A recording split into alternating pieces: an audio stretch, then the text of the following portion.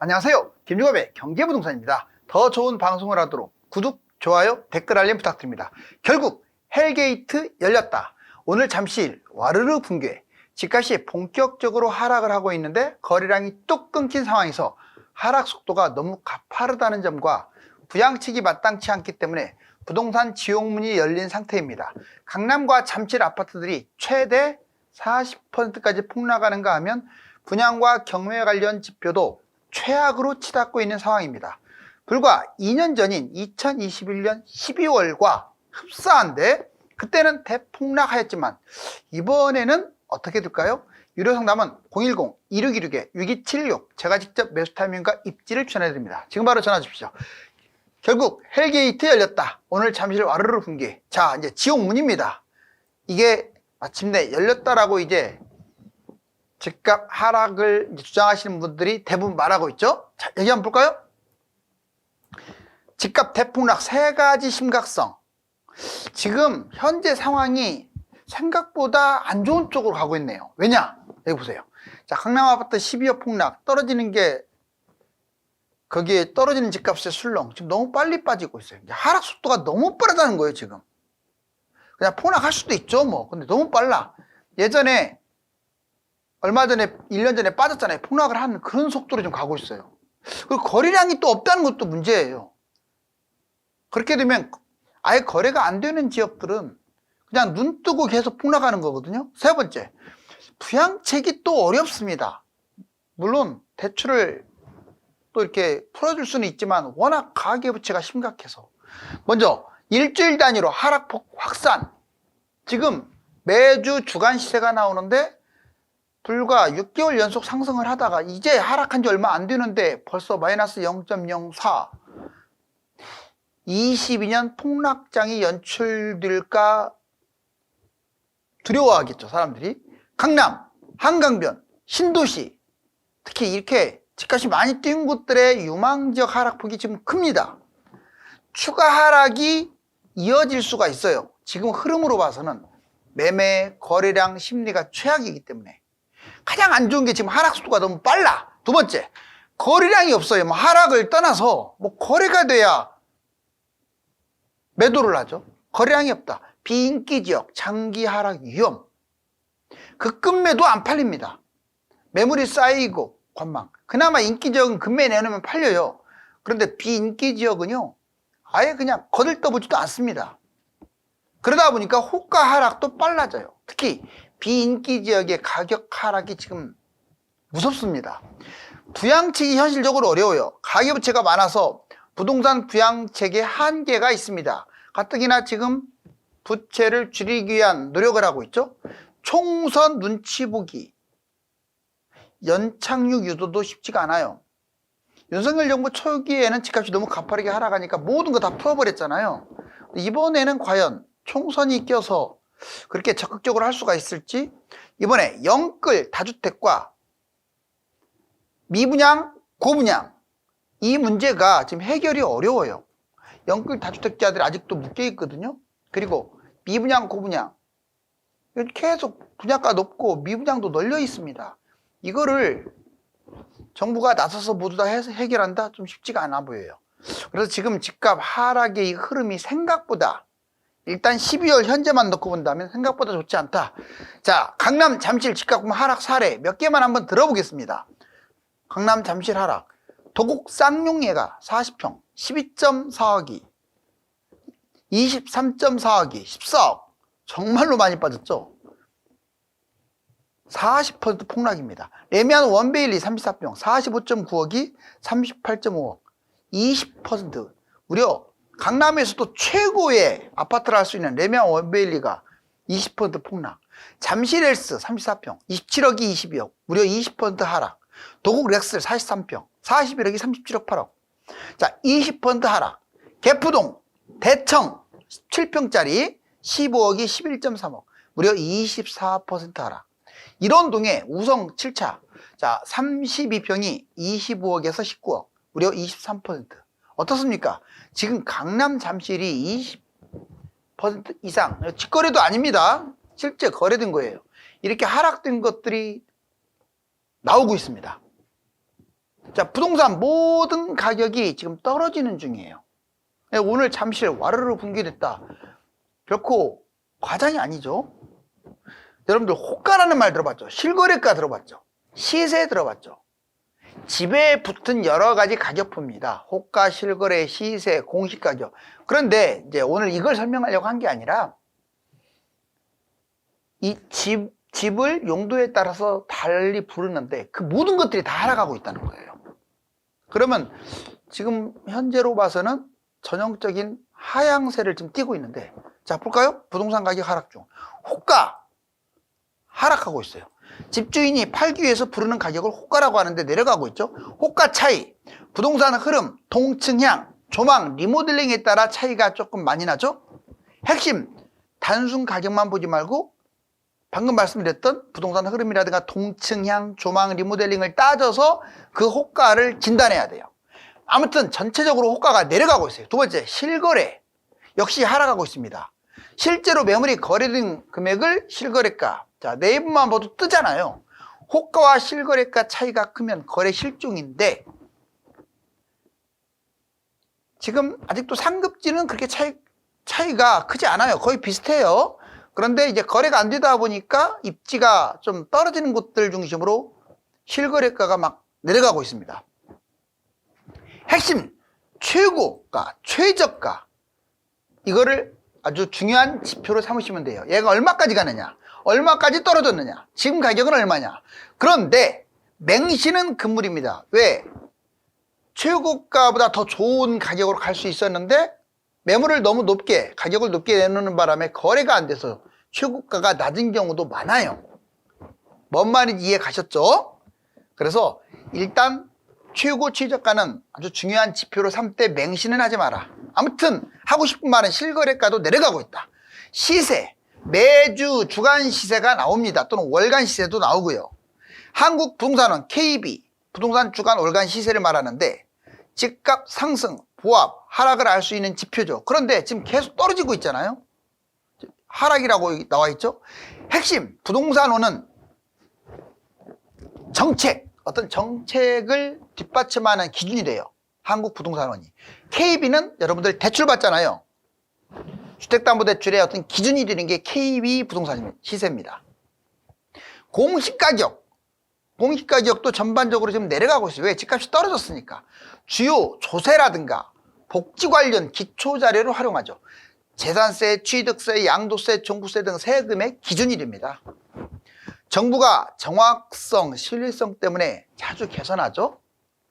자, 여튼 호가, 실거래, 시세, 공시가격, 이름은 각각 다른데 이게 부동산 가격이잖아요. 그런데 이게 공교롭게도 4개가 다 하락하고 있어요. 이제 분양아파트 최대 위기, 단순하게 매매하는 아파트만이 아니라 분양아파트도 좀 문제예요. 올해 폐업 건설사가 500곳이 넘고 부도 처리된 곳도 14곳이나 되는데, 자, 분양아파트 최대 위기, 건설 위기, 전국 폐업, 종합공사업체가 무려 512곳, 부도도 14곳이나, 2008년 미국발 금융위기 500건을 이미 추월해버렸어요. 그러니까 미국발 금융위기 때보다 지금이 특히 부동산, 건설 경기는 더 안 좋다 이 말이에요. 대형 건설사, 태영, 코오롱, 롯데, 현대가 지금 휘청휘청하고 있습니다. 부동산 PF, 특히 경제위기가 터진다면 이 부동산 PF가 원흉이 될 거예요. 부동산 PF, 내 돈 하나도 없이 건설사들이 그냥 빌려가지고 집을 지었으니 그거 위험하지 않나요? 정부는 그걸 좀 입법화했으면 좋겠어요. 앞으로 건설사가, 돈도 없는 건설사가 브릿지론 이런 걸로 그냥, 아니 자기 돈 하나도 없어요. 그 10%밖에. 그래놓고 그걸로, 그리고 후분양으로 많이 해야 합니다. 선분양을 하다 보니까 그냥 분양한 그 금액을 가지고 집을 짓는 거야. 자기 돈 하나도 없이. 이러니 건설사가 부도가 나죠. 그 고분양가를 때리는데도. 아무튼 부동산 PF 브릿지론, 고금리 장기화 위기, 고분양 공급 폭탄으로 미분양, 미계약이 급증하고 있습니다. 자, 은행권, 취약 동반 위험, 새마을, 저축, 신협, 특히 여기가 취약하죠. 자, 공급 폭탄, 3기 신도시 분양 물량이 270만 가구인데 이제 계속 늘어날 거예요. 이제 100만 가구에 플러스 알파 이것저것 해서 270만 가구죠. 대부분 수도권에 집중되어 있다는 것도 문제입니다. 이게 만약에 3기 신도시하고 서울이 미분양이 늘어나게 되면 떨이 분양, 할인 분양이 생길 수 있어요. 문제는 270만 가구에 다주택자, 법인, 빈집 합치면 1000만 가구가 사실상 빈집이라는 거죠. 이제 집값 하락의 3대 요인.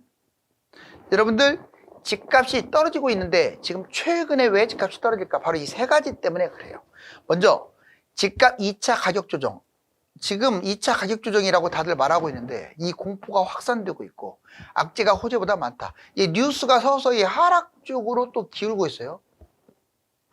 작년에도 12월 달에 하락 쪽이 지나치게 많았는데 지나고 나서 보니까 그때가 제일 쌌죠. 근데 이번에도 또 12월 달, 1월 달 하락 이야기가 나오고 있는데 지금이 제일 쌀까요? 아니면 봄, 여름 돼도 계속 추락을 할까요? 그러려면 이 세 가지를 정확하게 봐야 돼요. 먼저 대출 강화, 그 다음에 지표 하락, 거품 가격하고 공급 폭탄입니다. 세 가지. 먼저 DSR 40% 강화, 이게 컸어요. DSR로 지금 대출에 대해서 제한을 두다 보니까 스트레스 DSR 가상금리까지 적용돼서 3%나 더 올라가는 형국, 그리고 대출이 축소되는 효과를 가져와요. 주담대, 전세대출 강화, 자격 요건이라든가 금액을 축소시키고, 특례보금자리 정책대출도 대폭 축소시켰죠. 그럼 대출 진입 장벽이 어려워진 거야. 그러다 보니까 사려는 사람이 확 줄었어요. 지표 하락, 시세 관련 실거래가 시세 모두 떨어지고 있고, 거래 관련 거래 급감, 매물 급증, 호가도 떨어지네요. 자, 지수 관련 심리, 분양, 경매, 이 3개 지수가 모두 하락합니다. 그렇다고 지금 뭐 폭락했다는 뜻은 아니에요. 이제 하락의 시작 부분인데 이 시작 부분이 너무 안 좋다 이거죠. 거품 가격, 공급 폭탄, 거품 가격, PIR 규모 22년에 21.3%로 세계 최고 수준까지 갔다가 지금 좀 내려왔죠. 공급 폭탄 5년간 270만 추가 3기 신도시 택지지구가 어마어마하게 대기하고 있다. 인구, 총인구, 생산인구 다 감소하고 있는데 1인 가구만 증가하고 있어요. 이게 집값 하락의 핵심 요인입니다. 근데 여기에서 언급하지 않은 한 가지, 그나마 이거와 싸울 수 있는 게 금리입니다. 금리 인하가 거의 유력한 상황에서 과연 누가 이길 것인지. 금리 인하는 집값 상승의 요인이고 이 세 가지는 하락 요인인데 이제 아주 피 터지게 싸울 것 같은데 한번 겨울에 지켜봐야 돼요. 헬리오시티 둔촌주공이 하락하고 있다. 보시면 쭉 20억대가 넘다가 19억대로 뚝 떨어졌어요. 헬리오시티 33평이. 올림픽 파크포레온 역시 34평이 보면은 19억대 다 넘다가 17억대로 처음으로 뚝 떨어졌어요.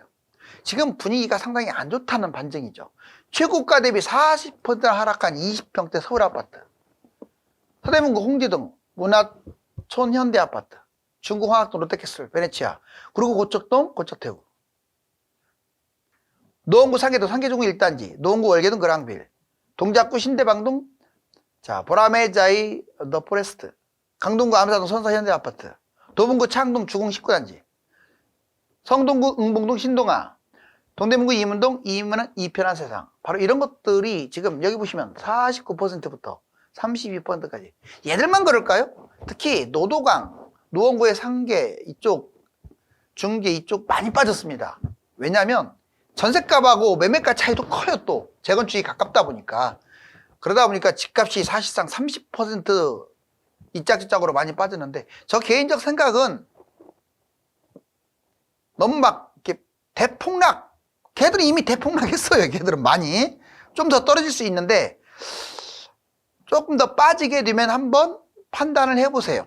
자꾸 폭락 노래만 부르다가 다 놓치면 안 되니까. 부동산 지표 하락, 그럼 근거 자료를 보자고요. 정말 떨어지고 있는지. 이게 0인데 서울 내려왔네요. 빨간색이에요. 자, 전국 0.05 마이너스, 그 다음에 수도권은 마이너스 0.00. 경기도하고 인천이 많이 떨어지고 있다는 거죠. 그 다음에 서울 주택 매매 가격 전망지수 올라가는 듯 하다가 9월부터 정점 찍고 쭉 내려가고 있죠. 자, 여기 보세요. 분양 전망지수 한참 이렇게 회복을 하는 듯 하다가 9월 이후로 낙하하고 있습니다. 자, 경매 매물 물량 보세요. 자, 엄청나게 물량이 늘어나고 있죠. 경매가. 2024년 추사년과 건사년, 이번에 추사년이 집값 전망을 내놨습니다. 올라가게 내놨을까요? 떨어지게 내놨을까요? 자, 전국은 1.5%가 떨어진대요. 2024년 서울은 1%가 근데 오른대요. 결국 여기 보니까 그러네요. 자, 빨간색이 서울이에요. 1포인트 상승하네요. 그리고 전국 마이너스 1.5% 하락하네요. 이 말은 지방 집값이 떨어진다라고 전망을 하는 거죠. 그런데 이제 이전에 건설산업연구원이 내년 집값 2% 하락, 2024년을 다 2%로 하락으로 잡았습니다. 서울을 포함한 수도권은 마이너스 1.0, 지방은 마이너스 3.0, 그래서 합이 마이너스 2.0. 전체적으로 봤을 때 지금 보합에서 약간 마이너스 쪽 이야기를 하고 있는 거죠. 건사년이나 추사년. 자, 이제 집값 거품 정도의 척도를 보겠습니다. 정말 집값 거품이 심하냐? 소득 대비 집값 보시면, 자, 여기 이게 그어졌네요. 와, 이게 지금 집값 거품 보세요. PIR이 여기까지 올라갔네요. 지금 소득 대비 상당히 높음을 알 수 있어요. 이번에는 GDP 대비. GDP는 바로 여기입니다. 여기 이 밑에 있는데, 자, 시가총액 봤더니 여기에 올라왔네요. 그러니까 GDP 대비 국민소득 대비 집값이 비쌉니다. 자, 물가 대비 집값. 자, 여기 물가선 있죠? 물가선을 한번 따라가 봅시다. 자, 물가 이렇게 많이 올랐네요. 그런데 아파트 값은 물가하고 비슷하게 가는 듯 하다가 2017년 이후에 급등을 해가지고 물가를 훨씬 더 추월했습니다. 이번에는 통화량, 돈 찍어내는 것 대비 돈도 미친 듯이 찍어냈죠. 여기 보세요. 통화량. 정말 많이 찍어내네요. 자, 파란색. 그런데 집값 보세요. 집값이 더 올라갔어요. 결국 소득 대비 또는 GDP 대비 또는 물가 대비 또는 통화량 대비 집값이 더 뛰었다. 자, 이제 부동산이 펑 하고 와르르 붕괴되는 소리가 들리네요. 올 겨울 내 집 마련을 하는 사람은 올 겨울에 급금에 관심을 두면 되고, 하락장을 지켜볼 분들은 계속해서 집값 흐름을 놓쳐서는 안 됩니다. 감사합니다.